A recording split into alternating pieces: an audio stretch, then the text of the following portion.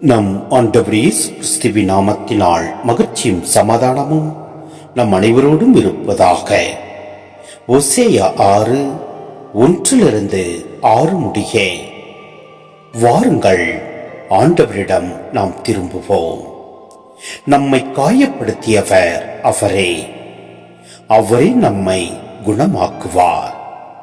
நம்மை அடித்து நொறுக்கியவர் அவரே. அவரே நம் காயங்களை கட்டுவார். 2 நாளுக்கு பிறகு நமக்கு புத்துயிர் அளிப்பார். 3ஆம் நாளில் நம்மை எழுப்பி விடுவார். அப்பொழுது நாம் அவர் முன்னிலையில் வாழ்ந்திடுவோம். நாம் அறிவடைவோமாக. ஆண்டவரை பற்றி அறிய முனைந்திடுவோமாக. அவருடைய புறப்பாடு புலரும் பொழுது போல் திண்ணமானது. மழை போலவும் நிலத்தை நனைக்கும் இலைவினிற் காலம் மாறி போலவும் அவர் நம்மிடம் வருவார் என்கிறார்கள். எப்ராயிமே, உன்னை நான் என்ன செய்வேன்?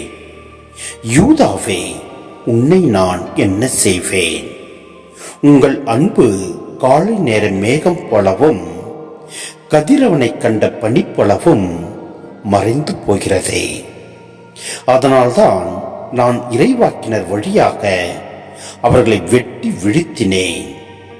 என் வாய்மொழிகளால் அவர்களை கொன்றுவிட்டேன். எனது தண்டனை தீர்ப்பு ஒளி போல வெளிப்படுகின்றது. உண்மையாகவே நான் விரும்புவது பலியை அல்ல, இரக்கத்தையே விரும்புகின்றேன். எரிபலிகளை விட கடவுளை அறியும் அறிவையே நான் விரும்புகின்றேன்.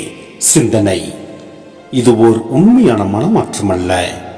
அடிப்படையான வாழ்க்கை மாற்றங்களை ஏற்படுத்தும் முயற்சிகளை இவர்கள் மேற்கொள்ளவில்லை. கடவுள் சினம் ஏதோ சும்மாதான் காட்டமாக தோன்றி மறந்துவிடும் என நினைத்த அவர்கள் அவரை கண்டு கொள்ளாமல் இருந்தார்கள். அவர்கள் கடவுள் மீது கொண்டிருந்த பாசம் அவரிடமிருந்து பெற்றுக்கொள்ளும் நன்மைகளுக்காகவே. ஆனால் உண்மையான மனமாற்றம் என்பது இறைப்பற்றினால் ஏற்படும் அறைநறியும் அதன் விளைவாக ஏற்பட வேண்டிய பரிவிறக்க பண்பாடுமே. இந்த பதிலிருப்பு இல்லாமல் நுனிப்புள்ளை மேயும் வெற்று மனமாற்றம் கடவுளின் வெறுப்புக்கு இலக்காகும். சமய உணர்வுகள் உண்மையான பாசத்தை நோக்கி உந்தி தள்ளாவிடில் அவை வெறும் நுனிப்புள் ஆன்மீகத்தின் கூறுகள் தாமே.